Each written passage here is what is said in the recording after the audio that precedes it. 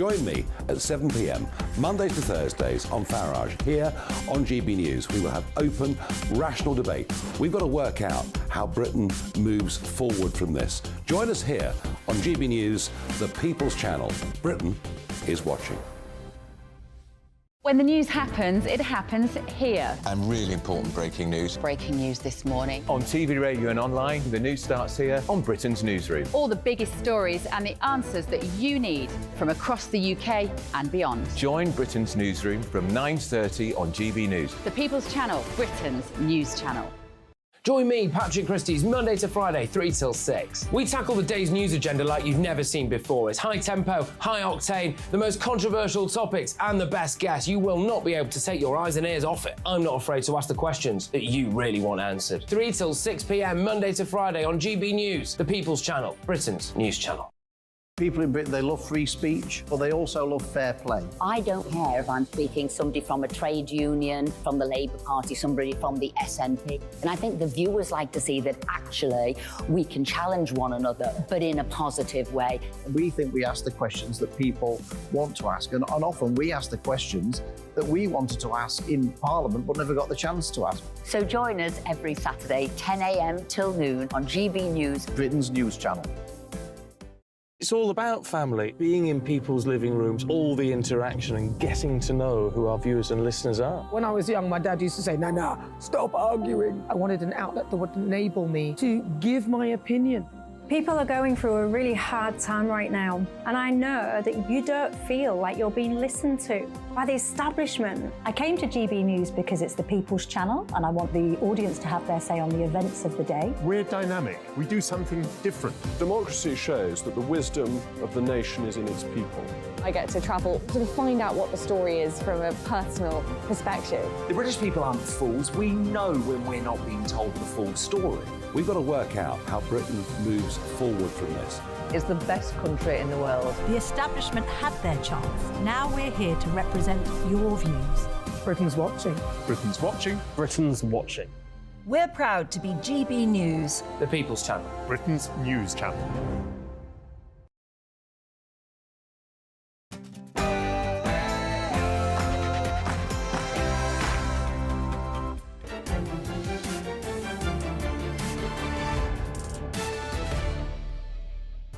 Hello and welcome everyone, it's me, Patrick Christie's, filling in for the man himself, Jacob Rees-Mogg, who is taking some well-earned time off. But on State of the Nation tonight, have we been lied to about the global wildfires? Was climate change really the key culprit? Well, a leading statistician has suggested we've been utterly misled, as last year we recorded a global record low of wildfires. Don't read that in The Guardian, do you? But this hysteria is affecting policy, and crucially, this is what I care about, it's affecting you, the taxpayer, as usual, picking up the bill. But get a load of this, we live in a land of waiting lists, delays, inefficiency, and of course the migrant crisis is no exception.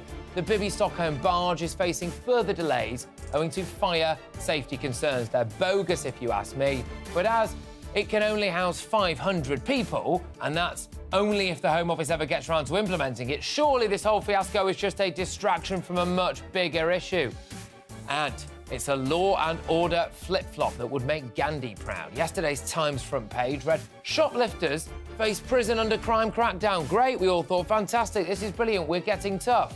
It was some good PR for the Tories.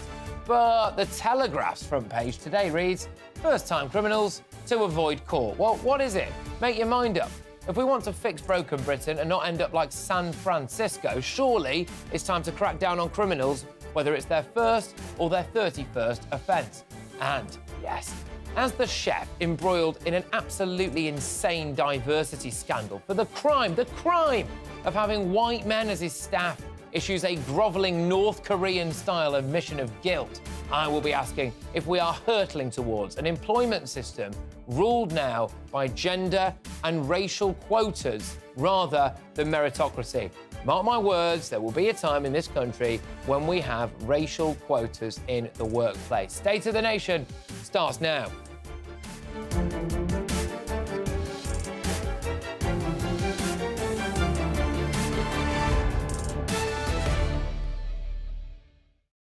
Well, it's all to play for tonight. I will also be joined by an enlightening panel this evening. Former editor of The Sun, Kelvin Mackenzie, and the former Labour MP, Stephen Pound, who I just found out once had an actual fight years ago. So, great, fantastic. Anyway, remember, we want to hear from you. The email remains the same. It is mailmog@gbnews.com. We're going to get stuck right in after your headlines from Polly Middlehurst.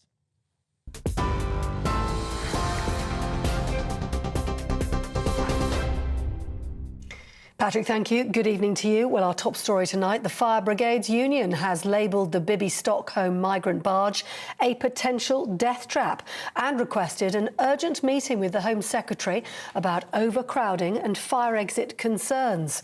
The FBU's Assistant General Secretary says it's a cruel and reckless approach to the welfare of asylum seekers. A government source told GB News that Labour and the unions are trying to block the use of the vessel to house asylum seekers, calling their attempts a betrayal of the country and of the British people. It could now be next week before any migrants are moved to the vessel, which is currently moored off Portland in Dorset. In the United States, the former President Donald Trump, who's facing 4 new criminal charges, will appear in court in Washington, D.C. tomorrow. He's accused of conspiring to defraud the US by preventing Congress from certifying Joe Biden's election victory in 2020. This is the 3rd time in 4 months Donald Trump's been charged as he campaigns to regain the presidency. Mr. Trump's son, Donald Jr., spoke to Nigel Farage a short time ago. He questioned the timing of the indictment. I don't believe any of this has anything to do with January 6th. If it did, and if January 6th was everything that they said, why, Nigel, did they wait 2.5 years to charge him? I mean, the people that were there that did those, they were charged that day. Labour is calling on the government to help evacuate British citizens from Niger following a military coup in the country. Other countries like France and Italy have been flying their citizens out of the West African country after the army overthrew the president last week. Well, the Foreign Secretary, James Cleverly, has confirmed the government's top priority is helping British nationals try to flee the country. A man has been found guilty of murdering his 10-month-old stepson. Jacob Crouch was found dead in his cot at his Derbyshire home in December 2020. He suffered rib fractures and had visible bruises, as well as internal injuries. Craig Crouch has been convicted of murder and 3 counts of child cruelty. The baby's mother, Gemma Barton, was also found guilty of child cruelty and causing or allowing her son's death. This is GB News.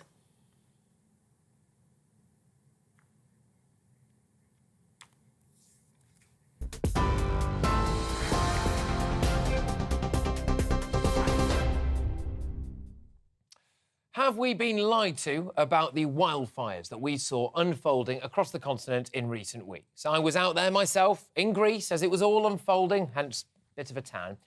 And while the British media obsessed over the question of climate change, the Greek media was far more concerned that the source of the fires was arson. The BBC began presenting maps like this. Fire danger forecast for Europe on the 19th of July. Indeed, the map does a good job of making it look like Europe itself was already on fire. Well, on this very day, Britain's peak temperature reached 22 degrees centigrade and a low of 14, which doesn't quite match up, does it, with those molten lava tones used by the Beeb. On this programme, Jacob has covered some of the other hysterical claims made in this period in an attempt to terrify the public. Everything from dodgy heat maps to misleading Guardian articles to overemphasising the worst-case scenario forecasts from the United Nations. Well, who could forget, of course, the time that the Guardian wrote an obituary for the Great Barrier Reef? But it was only last year that scientists revealed that 2/3 of the reef has the highest coral coverage since records began, apparently. World-renowned statistician Bjorn Lomborg of the Copenhagen Consensus Centre has pointed out that there are some serious problems with the prevailing narrative that climate change has set the world on fire.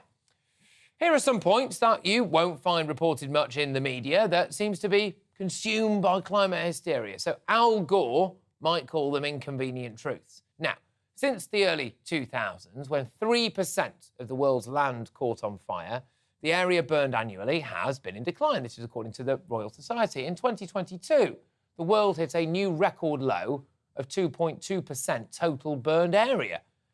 The world-leading authority on climate change, the United Nations Intergovernmental Panel on Climate Change, the IPCC to you and I, does not attribute the areas burned by wildfires to climate change. Whilst wildfires are slightly up in the Americas, they are actually down in the rest of the world. And even so, last year, American fires burned less than 1/5 of the average burn back in the 1930s. Well, look, lo and behold, the Greek government has officially now blamed the recent wildfires on arson or negligence. None of this is to say that climate change isn't a very real and serious problem, and there are things that human beings can do to help deter its damaging effects on the planet. But the point is, my point is really, that we have to treat the issue seriously and not hysterically.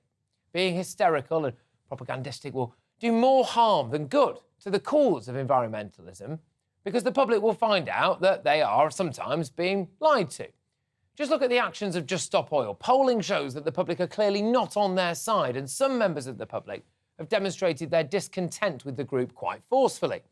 But this eco-hysteria has not only infected the media, as evidenced by the BBC's dodgy heat maps or Sky News' North Korean-style climate change programmes, but it's also infected our political parties. Just look on the front page of the Mail today. Just Stop Oil activists have been secretly taped boasting about how their tactics have helped to shape Labour Party policies, insofar as the party's opposition to the new North Sea gas and oil licences. It's no secret that the same man who funds Just Stop Oil, Dale Vince, has also provided a lot of funding for the Labour Party. But it's not just the Labour Party, is it? It's the Conservative Party too. And this hysteria is trickling down into policy. We are on track to ban gas boilers on all new builds by 2025, despite the average heat pump costing more than 12 grand. Net zero policy is set to hit the property sector too. Landlords won't be able to rent properties if they don't have a certain energy performance rating. This will inevitably hit supply and could potentially make renting even more expensive.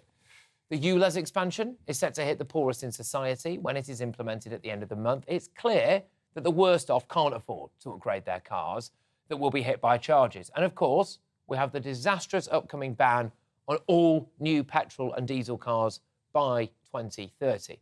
We've said it before on this programme, at least Jacob has. Apparently the cheapest electric car on the market is around 20 grand, so it's not a snip, is it? And perhaps that is why Business Secretary Kemi Badenoch has reportedly been pushing back on the government plans to fine car manufacturers for missing electric vehicle targets. So, we have climate hysteria based on quite selective data. It's being pumped out by some useful idiots in the media at times who are happy to overtly lie to whip up fear. And that then means that political parties enact unaffordable and at times unachievable policies put forward by eco-zealots, and those policies have to be paid for by the taxpayer. And that, for me, is the key bit at the end there. Ultimately, it is the taxpayer that loses. I think we need to start calling this stuff out more. Otherwise, you may well all go skint way before you all burn to death. But there we go. Now, even though Mr. Rees-Mogg is off today, the email remains open, wide open for business. It's mailmog@gbnews.com. Let me know what you think. I'm very pleased to say I'm joined in the studio by Tom Burke, who is the Environmental Policy Advisor and co-founder of E3G, the climate change think tank. Look, thank you very much. When I look at stats like this, satellites showing since the early 2000s, when 3% of the world's land caught fire, that is down on that. Polar bear population's up, apparently. And I look at it and think, why are we so hysterical? Well, I agree with you about some people being hysterical, but you're my prime candidate. Oh. What you've just largely recorded is a bunch of stuff that aren't facts. Really? They just aren't facts, no. You show me where you've got them and I'll tell you why they're wrong. OK, well, the Royal Society. Well, which was the fact it said? Well, they've got all of these here. So no. You've got what you've got in front of you is the script that says somebody said this. No, you don't have the document in front. You've read what the Royal Society says. I've done the research before the show. I'm not going to let you derail this conversation because this is what people like you do, which is instead of answering my question. Why are you attacking me? I'm not now. Yeah, but you are. You're talking about people like me as if I'm an eco-zealot. No, because what you will try to do is instead of having the conversation, you will try to derail it. So answer me this. But you're again talking to my motive instead Why of... was there such a focus on wildfires being the cause and climate change being the cause of the recent fires because actually, in Greece, when actually it was arson. Well, because actually, you know what you didn't explain to people, which you should have explained to people, is we've always had arsonists, and arsonists have always called fires, and there's nothing new about that. So suddenly discovering that the Greeks discover that some people lit fires is absolutely not news. The fact that those fires took place all over the whole of the northern Mediterranean and the southern... Would they have started without people lighting them? Well, they'd have started for lots of reasons without people lighting, as fires often do. But they didn't, did they? Well, I don't know what started all the fires. Lightning starts lots of fires. Fires can start because people have broken a piece of glass and it's just caught there. So there are you willing to to blame the recent wildfires in Greece on climate change as opposed to the arsonists who lit them? I'm not blaming anything other than climate change for the scale of the wildfires that ruin so many people's holidays, wreck their holidays, and will go on wrecking holidays if we don't do something about climate change. Now, why do fires start? There are lots of reasons why fires start. These were with gasoline and lighters, weren't they? But what was really different about this, and which the BBC was actually right about, was to show you maps of the scale of those fires, because that was totally unprecedented. Nobody had seen fires like this across the Mediterranean before we saw it this year, which is not a surprise, because it turned out that July was the hottest month recorded anywhere They made ever. Britain molten lava red when it was about 14 degrees. Well, I don't know what you were looking at, but I've seen the maps all through the BBC explaining why we've got the worst July I can remember, frankly. We've had a terrible July. I've hated it. It's been wet all the time. And the explanation for that is because of where the jet stream is going, blocking out highs from coming and giving us good weather. OK, a decade ago, environmentalists were talking about Australia's magnificent Great Barrier Reef. OK, The Guardian, as I said there, wrote an obituary for it. And then this year, scientists revealed 2/3 of the Great Barrier Reef shows the highest coral cover ever seen since records began in 1985. Well, first of all, I would never justify The Guardian from making mistakes any more than anybody else. But what about that, though? I mean, that was hysteria, wasn't it? I haven't read the account you've got. You mentioned in your monologue, you mentioned Bjorn Lomborg. I've known Bjorn Lomborg for about 40 years. The thing about whatever you get from Bjorn, you always look at all the things he didn't tell you as well as the things he's picked up. And you can make almost any story sound plausible if you pick and choose the bits and leave out all the bits that actually make you think It's quite a good differently. indication that it's not dying, though, isn't it, if it's got the highest coral cover? Honestly, I'm not a climate relief spectrum. I hear people say that it's under stress. I hear reports, by the way, about Florida, the reefs in Florida, which are now dying. I don't know whether they're true or not. I'm not But it's an expert hysterical, on isn't it? I Florida mean, again, we've got things like Al Gore's terrifying movie, An Inconvenient Truth. You know, the polar bear numbers have been increasing from 5 to 10,000 in the 1960s to 26,000 now. Patrick, is there exaggeration in the media about everything, including climate change? Yes, there is. But the people you should blame for that are the editors who print those documents. But this hysteria then leads to government policy, which then hits taxpayers in the pocket, and it is ruining people. And people need to be more honest and coming out and saying, hang on a minute, when you are confronted with facts like this, instead of telling me, oh, well, you haven't really read this document, when actually, shockingly for you, I clearly have, and you haven't really got answers for it, people are going skint because of this kind of hysteria. Let me give you an example of just exactly what I mean, very current right today. Exactly on the theme you just picked up.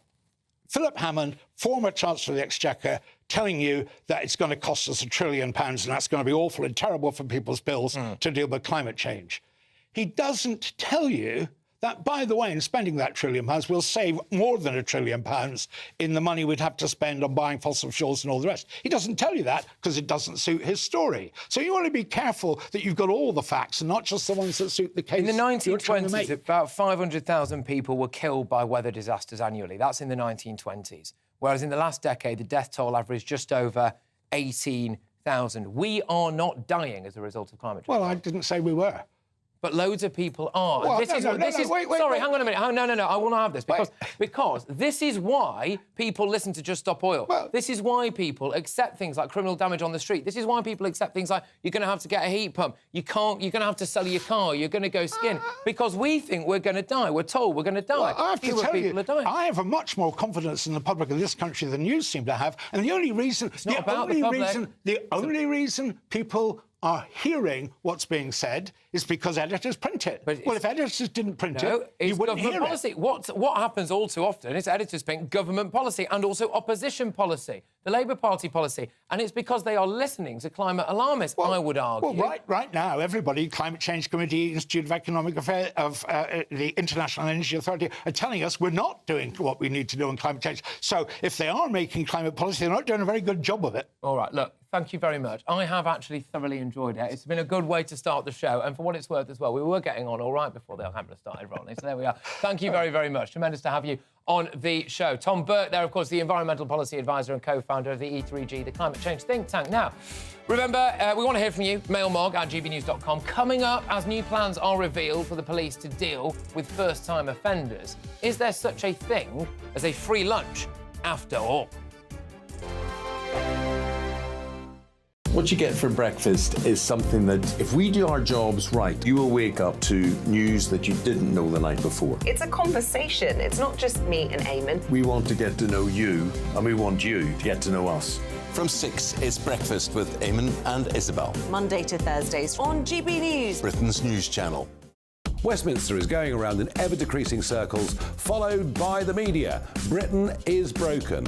How on earth did we get into this mess? But more importantly, how do we get out of it? Join me at 7 p.m, Mondays to Thursdays on Farage, here on GB News. We will have open, rational debate. We've got to work out how Britain moves forward from this. Join us here on GB News, the People's Channel. Britain is watching.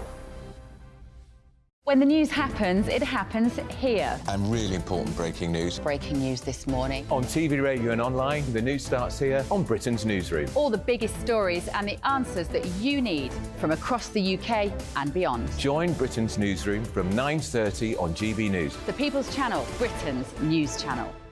Join me, Patrick Christie's, Monday to Friday, 3 till 6. We tackle the day's news agenda like you've never seen before. It's high tempo, high octane, the most controversial topics and the best guests. You will not be able to take your eyes and ears off it. I'm not afraid to ask the questions that you really want answered. 3 till 6 p.m, Monday to Friday on GB News, the People's Channel, Britain's news channel. People in Britain, they love free speech, but they also love fair play. I don't care if I'm speaking somebody from a trade union, from the Labour Party, somebody from the SNP. And I think the viewers like to see that actually we can challenge one another, but in a positive way.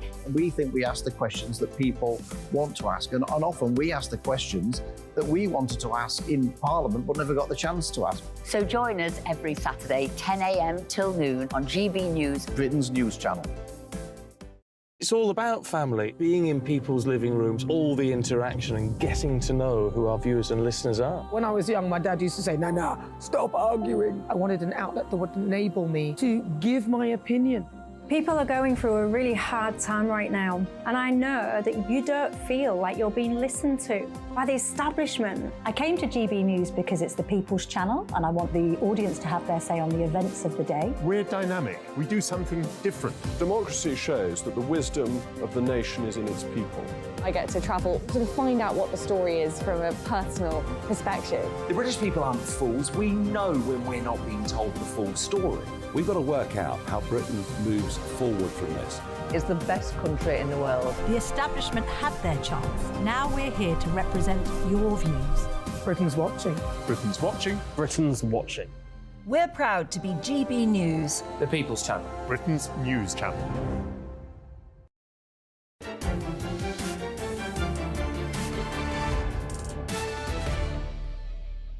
Welcome back. I am still not Jacob Rees-Mogg, but this is the state of the nation. You've all been getting in touch with your thoughts, I believe. So I've got some here, the emails in. Alan says, Patrick, I live in Portugal. We've had less wildfires than usual. Thank you for raising this. Yes, and also as well, can I just make a point that some of these countries are designed to be hot. That is why they are holiday destinations. But there we go. Colin says, please explain how these frightening red climate maps were not on our screens last year. Has the end of our world suddenly happened this year? I think there's been a massive increase in it. I think there's been a massive increase in hysteria, and it is because you end up with a lot of often quite loony people wearing orange, gluing themselves to things, shutting down the capital, and saying that if you don't back their climate agenda, then you want babies to burn to death. And that is not fair, but it does infiltrate policy. Anyway, just yesterday, we were told that the government was prepared to build more prisons to accommodate prolific shoplifters because they deserve to be locked up. But then today, the Ministry of Justice has published a new draft code of practice, which has been accused of being soft justice, mainly because it sets out how police can deal with low-level, first-time offences. I take issue with low-level. It's not low-level if you own a co-op, is it, or you own a corner shop and everyone's nicking something all the time. But there is such a thing as a free lunch after all, because the minor offences list in the draft includes possession of drugs, including cocaine and cannabis. Also included are summary offences, normally handled by magistrates: shoplifting, burglaries, minor thefts, criminal damage, assaults. Again, that's not minor, is it? Though ministers have insisted that persistent offenders will face tougher sanctions under the new system. Shoplifting costs us around £2 billion a year, and the Co-op recently released figures showing police were not responding to more than 70% of call-outs over serious crimes in its stores. Antisocial behaviour is also up 35% year on year. The list goes on. It comes amid a backlog of nearly 320,000 cases in the Magistrates' Court and 61,000 waiting to go to Crown Court. And around 1,500 criminals could dodge jail this year alone because of a lack of prison cells. An analysis of government data also shows the promise to build more prisons has become another unfortunate victim of planning permission.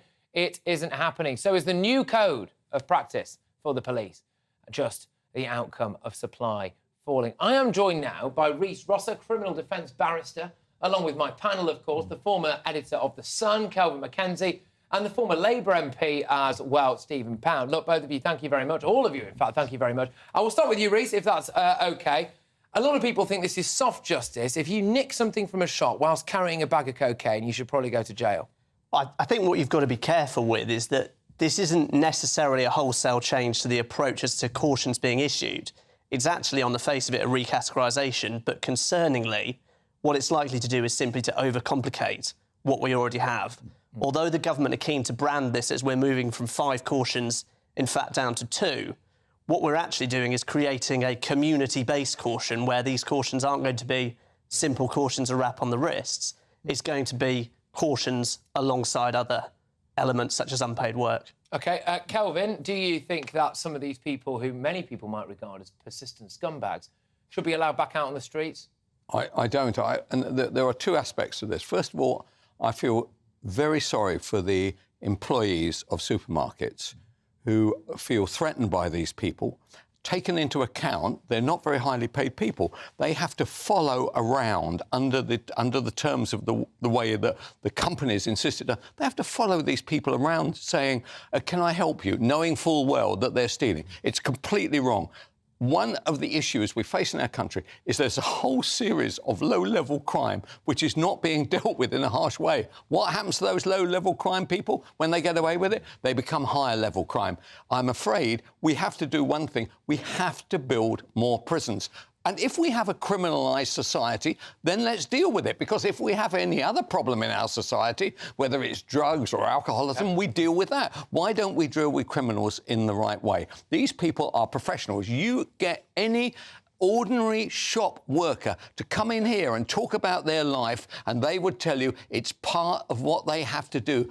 Who has to deal with criminals? All right, yeah, but the reality is that we put more people in jail per head of population. Not enough. Not enough. At the moment, there's twice as many people in prison as are on the Royal Navy. There's nearly 90,000 people in prison. Now, I spent a month... cutbacks on the Navy, to be fair. Yeah. No, I spent a month as a prison officer in Dartmoor, and it was a thing called At the Sharp End, about, our MP is completely out of touch. And I said, a number of my colleagues have been inside, but, I'm actually going inside. Did you meet any of them? A police officer. But what I noticed quickly, 73% of the people there were illiterate, completely illiterate. And I don't think sending a single mother who's shoplifting or someone who's not paid their TV licence to prison makes any sense. I think the scumbags, bang them up, throw away the key. They should go where the sunlight comes in stripes, but not everybody should. Right, look, I'm going to come back to you, Rees, because on this, I, as a journalist, have sat in on loads of court cases, and I do see people wandering who are repeat offenders who have no remorse whatsoever, who, as soon as they leave that courtroom, after the judge gives them another slap on the wrist, are just going to go down the local corner shop and nick some booze from there. This must frustrate you. I mean, that is the reality, isn't it?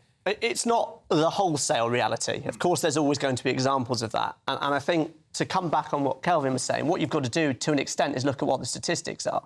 You're never going to have an ideal representation of that. But if you take youth cautions, it's approximately 22% of youths who receive a caution reoffend.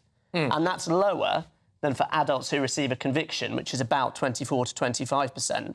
So there is some evidence that for first-time offenders, cautions do work. But there are, of course, going to be examples of people who are entrenched, and that simply doesn't work. I would argue, Kelvin, that it works based on fear. And I think that at the moment there are so many people running around who do not fear the police and do not fear... No, and that, I think everybody would agree that there's been a complete breakdown in the fear factor. You see the police now, and actually, the truth is, I feel fear for the police against a mob. Right? I think so. We have got to employ more police officers. So this Conservative government should hang their head in shame. It's only towards them coming out of 13 years that they've increased the numbers. But what about if Labour get in? I mean, how long would it be before we see Keir Starmer taking the knee and talking about defunding? Hang on a second. When we went out of office in 2015, there were 20,000 more police officers in England and Wales. And that's a statistic you can't argue with. But 2013, actually, not 2015. I'm sorry. 2015.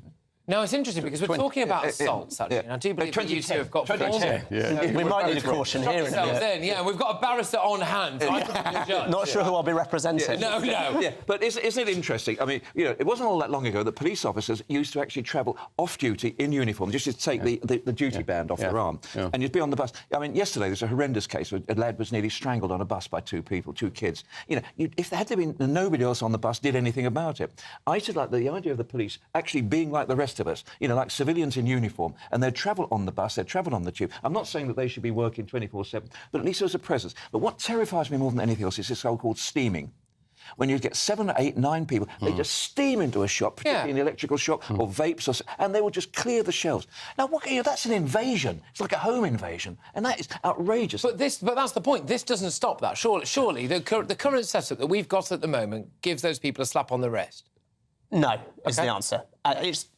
It's important to note that this is a draft code, and there are, as is inevitable with things of this nature introduced, various steps as to what will be appropriate and what won't be appropriate for a caution. And one of the things in there is that, say this was a group street robbery is indictable only. The only way you could get a caution for that under this new guidance is through consent from the CPS. So there is still an element of control there.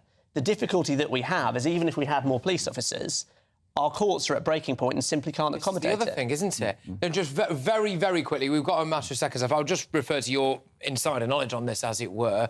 The court backlog and the fact that prisons are so full, is that really one of the reasons why do we have to hold our hands up and just admit that we have to dish out soft justice because we just can't do any of the hard stuff? There's no more room, both in terms of courts and prisons. The Court of Appeal has issued guidance on sentencing that there is a deterrent to those sentencing from imposing short custodial sentences because I know through my Twitter feed that the only thing people are really appalled about is the fact that people aren't getting long enough sentence and there aren't enough people going to jail. People want that.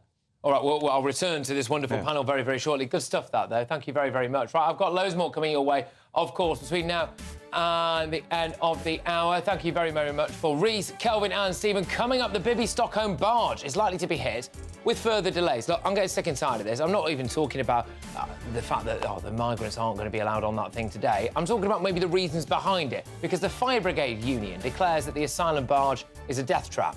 Well, shock horror, they're affiliated to the Labour Party, aren't they? Plus, the Wokarati army strikes again, with an all-white kitchen team receiving a wave of criticism online. I think we are heading towards an inevitability of diversity quotas in the workplace. Lots to play for very shortly. Stay tuned.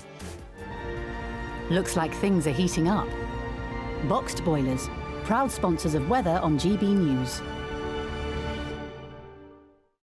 Hello there, and welcome to your latest GB News weather forecast. I'm Greg Dewhurst. Well, it stays unsettled over the next few days, though there will be increasing amounts of sunny spells around on Thursday. It'll just feel a little warmer. Today's low pressure moves out the way. We're in a northerly airstream the next few days, but then the next area of low pressure soon moving in Friday night and into Saturday to give some wet and windy weather again for all of us. This evening, as I mentioned, today's low pulling away, so the rain's starting to become lighter, few and further between, but overnight it stays generally quite cloudy. Further showers moving in across northern Scotland into Northern Ireland, and temperatures generally staying in double figures across the board due to that northerly wind and a lot of cloud around. So fairly cloudy start to Thursday morning, but there will be some sunny spells, particularly through the central part of the UK. And through the day, this northerly flow will start to feed showers in, and at the same time we'll see some showers bubble up as we move into the afternoon. There will be some bright or sunny spells, and some places, particularly in the east, will stay dry right through the day.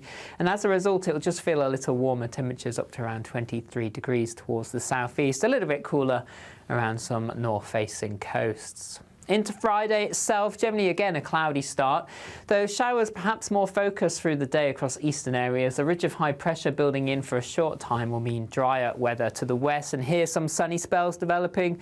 Temperatures again lifting into the low 20s before wet and windy weather moves in for Saturday, then clears for Sunday. Temperatures around average. Looks like things are heating up. Boxed boilers, proud sponsors of weather on GB News.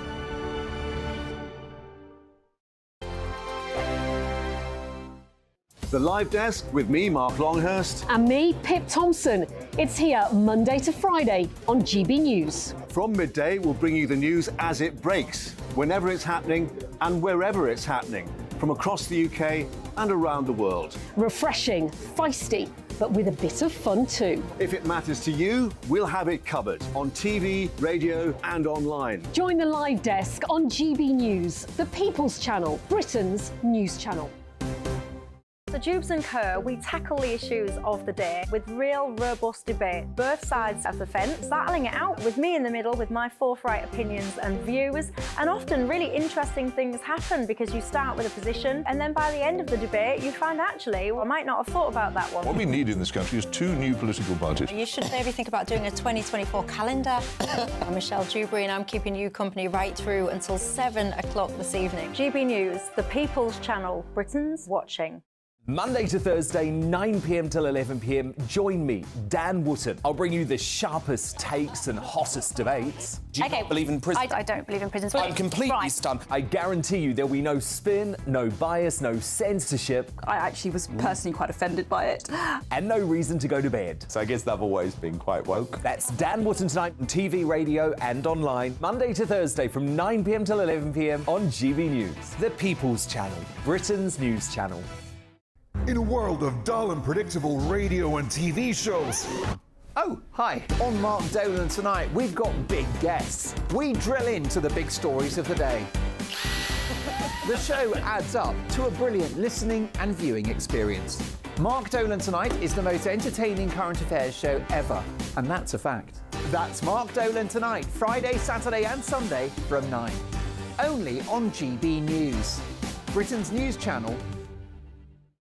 Like all families, we have arguments every now and then, but actually we agree on what the mission of GB News is, and that's the most fundamentally important thing. GB News provides the kind of platform that lets all voices be heard. We don't hold back. We're free to say what we really think. Just because some people who live in a tiny little Westminster bubble think that their particular story is important, that's not the most important story for me. And often there will be difficult stories, stories that you won't find on the establishment media. Because what people think in the north of England may be very different to what they're thinking in the home counties. We're going to carry on telling the world what life is really like for households up and down the UK. We love to be in your car, in your kitchen as you're having your breakfast. Whatever you're doing, you are part of the show.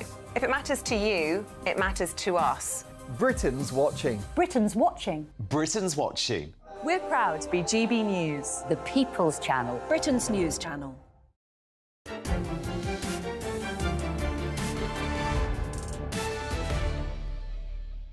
Welcome back. I remain Patrick Christys and not Jacob Rees-Mogg, but you've been getting in touch with your thoughts. Thank you very, very much.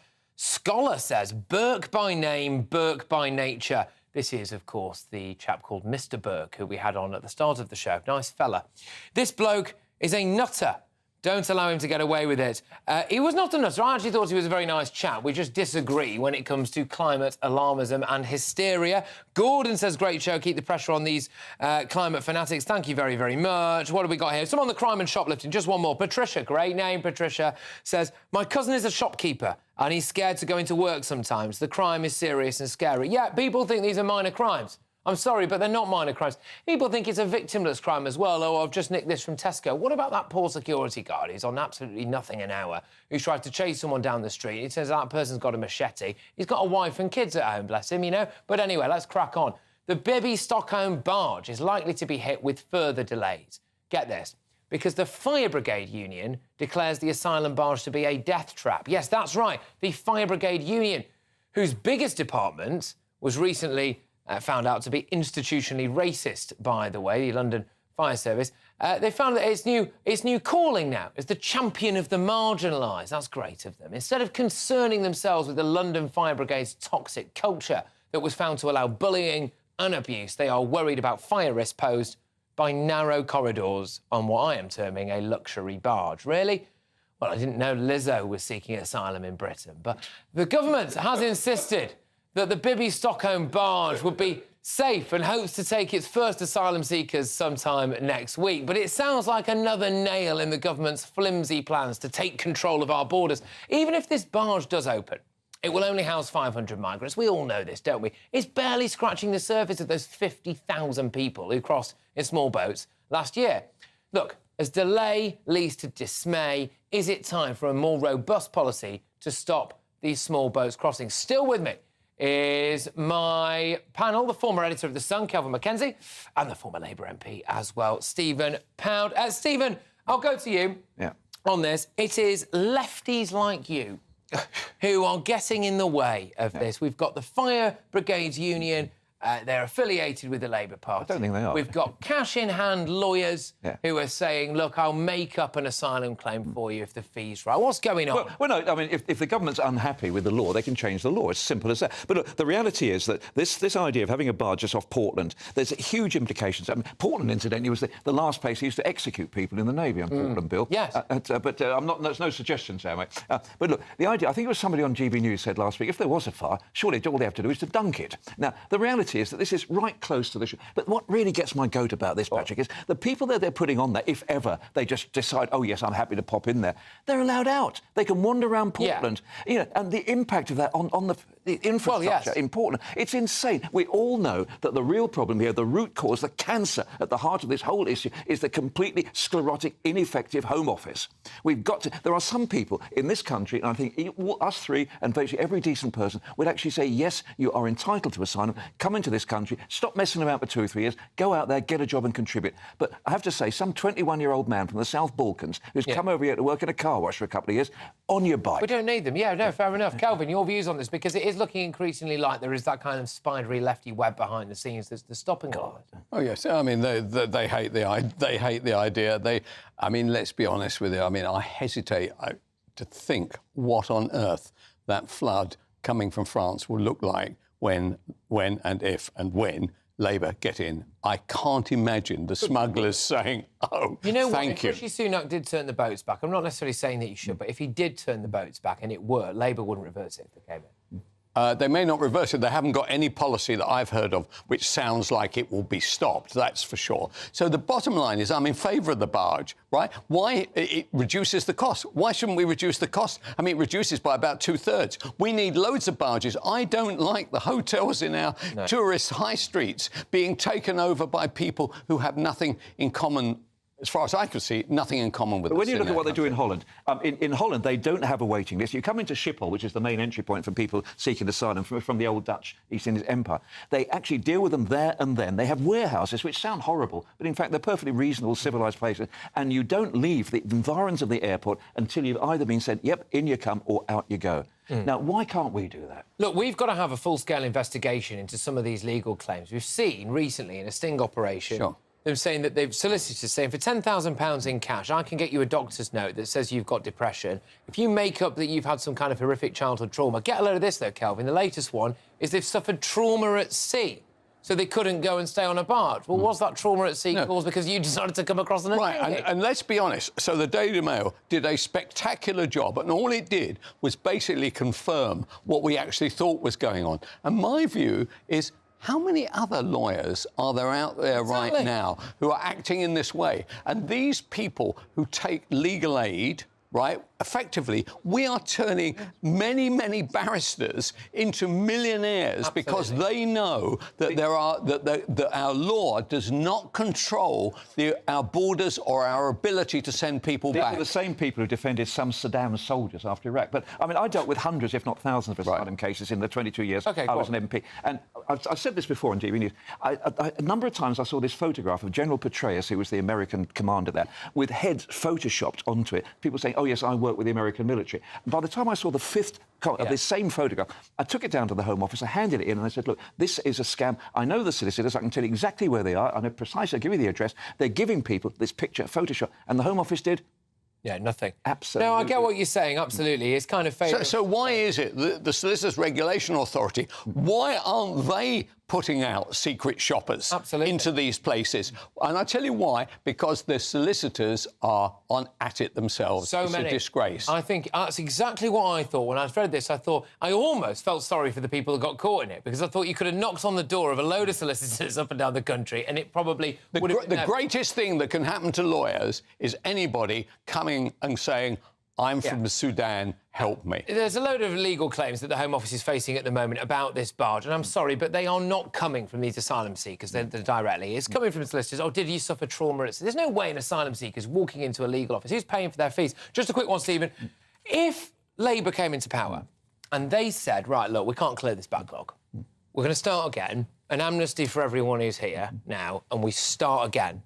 Would you back that, do you think? No, we've had that twice. We've had a thing called the regularisation of overstayers, which was basically wiped the slate clean. We had it twice in this country. It didn't work because the same Home Office oversaw that, and the day that they wiped the slate clean, they started up over again. You know, Labour is committed to actually making the Home Office work. We've not done it in the past, but we've got to do it in the future because the country will not... We're actually going to see this country not just creaking at the seams. There's going to be a division in this country. It's going to... yeah, I fear for that. I fear for that. Look, both of you, thank you very much. It's bad as America, mate. Well, we're already potentially going that way. San Francisco is going to look like a paradise in a minute. But thank you very much again for my fabulous panel for joining me this evening. It was good, that, actually. Former editor of The Sun, Kelvin Mackenzie, and former Labour MP Stephen Pound, who managed to not beat each other up at any point, which, sorry if I missold that. The night is young. Get a few drinks in him. Anyway, coming up, have the Wokerati won? Are gender and diversity quotas going to become the new norm? I think that they might be. Your workplace? How long will it be before a diversity quota comes into force? I'll see you in a tick. Monday to Thursday nights on GB News. At 6, it's Dubes & Co. 7 o'clock, Farage. At 8, join Jacob Rees-Mogg. And at 9, Dan Wootton Tonight, followed by Headliners. On TV, radio and online. This is GB News. Now then, Lee Anderson here. Join me on GB News on my show, The Real World, every Friday at 7 p.m. I'm not eating bloody cat. Are you delicious. mental? Open your mouth. OK, here comes a train. Reminds me of the scene in Singing in the Rain. Adam, is that a good one? Whoa! Join me at 7 on GB News, Britain's news channel.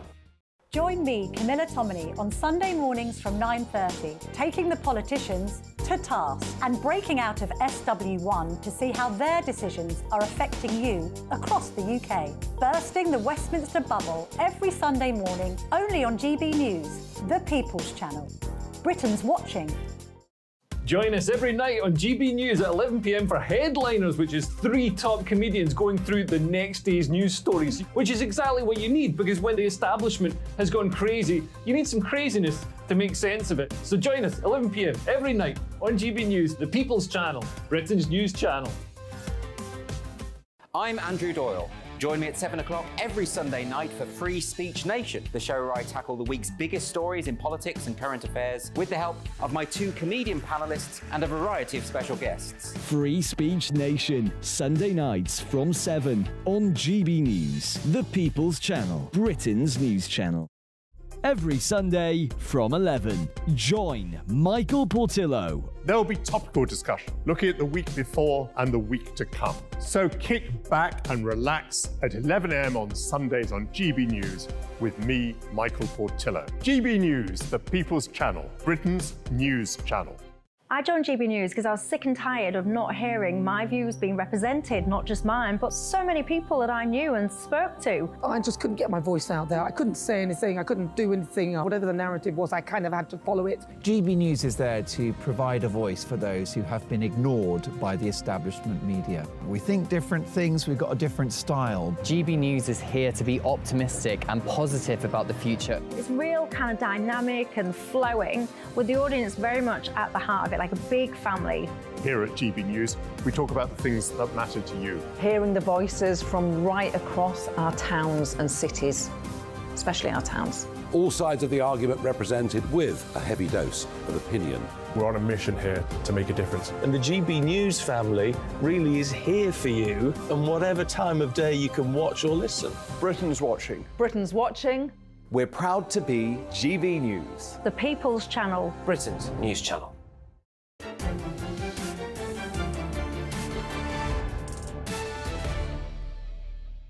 Welcome back. Now, an image of an all-white male kitchen has prompted criticism from the wokerati army. The Armada cried for more female chefs and more diversity in kitchens and is accusing the restaurant and food industry of being a white boys' club. But I thought, we want to get women out of the kitchen, don't we? Anyway, regardless, maybe these 8 men were the best candidates. Or maybe in an industry where women are only represented in 1 in 5 chefs, it's challenging to hire female employees. I don't know. Yes, the industry is dominated by men, but that is an issue for broader society, I would have thought. It's not really the fault of a sole business owner who's just trying to make ends meet. Now, after initially defending his chefs, telling the woke lot to just calm down, send me your CVs, Thomas Straker, the owner of the restaurant in question, has just done the old classic, hasn't he? Completely rolled over and died in the face of mounting online pressure, a North Korean-style admission of guilt for his staffing choices, and the intimidating forces of ESG have again trumped meritocratic practices. Rewarding hard work is replaced with meaningless tokenism and voyeuristic gestures where the purpose of hiring someone is just ticking a box. Now, I'm joined by General Secretary of the Free Speech Union, the wonderful Toby Young. Toby, thank you very, very much. His first mistake, I think, here was not actually hiring a load of men, not hiring a load of white people. It was apologising. Yeah, why did he apologise? That was ridiculous. One of the most ridiculous things about his apology is that he said he would employ more non-binary people in the hope of being more representative if only more non-binary people applied for the jobs. I checked the 2021 census for England and Wales, which reveals that the percentage of the population of England and Wales which is non-binary is 0.06. So he'd have to employ a brigade of 2,000 people and have one of them as non-binary in order to be representative. Maybe if he had a non-binary person come in to sweep the floor once a year, he'd be ticking that particular box. But the idea that because he hasn't got any non-binary people, on his brigade, it's not representative is just ludicrous. Some people say that what this does highlight, though, is an example of things like unconscious bias, and that unless we had fixed diversity quotas in the workplace, you run the risk of exclusively hiring people who look and sound like you. The premise of these criticisms of Mr. Straker is that the jobs in question are highly paid, prestigious, high-status jobs. And that's why there should be more people of colour, more women doing those jobs, more non-binary people. But actually, they're not all 8 people in that photograph are chefs. Thomas Straker is the chef. The other 7 are assistant chefs. Being an assistant chef is one of the lowest paid jobs in the country. I Googled it before coming on. The starting salary is less than the starting salary of a bus driver. It's just over £20,000. The reason all the people who are filling those assistant chef positions are white is because white school leavers are now the least qualified demographic in the country. If they were brain surgeons, if they were software engineers, if they were CEOs of FTSE 100 companies, then yes, you can understand the outrage that there aren't more people of colour and more women in this photograph. But given that it's a low-status, low-paying job that most people of colour and most women don't want to do because they're better qualified, the only people who end up in those bottom-feeding positions are white working-class men with very few qualifications. If any company wants to seriously protect itself preemptively now from a situation like this, is the right thing to do for them to have some kind of quota system so that if a picture emerges of their team that happens to all be of one particular ethnicity or gender, they can turn around and say, look, we've got this practice in place, and if you looked at our staff as a whole, then this would happen? Because I think that's what's going to happen in places. Well, the Equality Act 2010 actually makes it unlawful to positively discriminate in favour of people of a particular colour, people of a particular gender, sexual orientation. You're not supposed to discriminate and screen those people out, but you're not supposed to discriminate against people because they don't belong to one of those protected characteristics. Positive action is allowed. So you're allowed to encourage people of colour, women, handicapped people, etc., to apply for jobs. But if you discriminate in favour of those people, that's actually a breach of the Equality Act. Why don't we just have blind CVs? Why isn't that just a thing that everyone does that's commonplace, where you never see the name or a picture, where possible, of the person who is applying for that job? The problem is, Patrick, is that when you have blind CVs, when you don't see the names of the people, when you don't know their ethnicity, their gender, their sexual orientation, turns out cis-het white men end up mostly being employed. They had a blind orchestra audition. There was a famous experiment. They had the musicians play from behind a screen, and the directors of the orchestra selected the musicians in the hope that that would mean they'd overcome their unconscious biases, employ many more people of colour, many more women, etc. They ended up employing predominantly white heterosexual men. Why was that? Well, because they happened to be the most able. They just happen to be. They just People would then say, isn't it, that's the product of them having had a better education, etc., and more privilege. That's what they would say. That's how they would. Well, so if that's your view, then blind auditions, blind CVs, blind applications isn't the solution. No, it's fascinating stuff. Just one last one while I've got you then. Do you think you'd be in favour of more ethnic diversity curry houses? What, more white people employed in curry houses? Yeah, I think that, like you, it should be at the discretion of the employer to employ the person who they regard is best qualified for the job. And the problem is that when it's a job like working in a kitchen, kitchen porter, kitchen assistant, you're not going to get many applications. You're not going to get... You know, the people who apply are going to be some of the least qualified people in the country. You know, white school leavers are the least likely demographic now, white working-class school leavers, to go to university.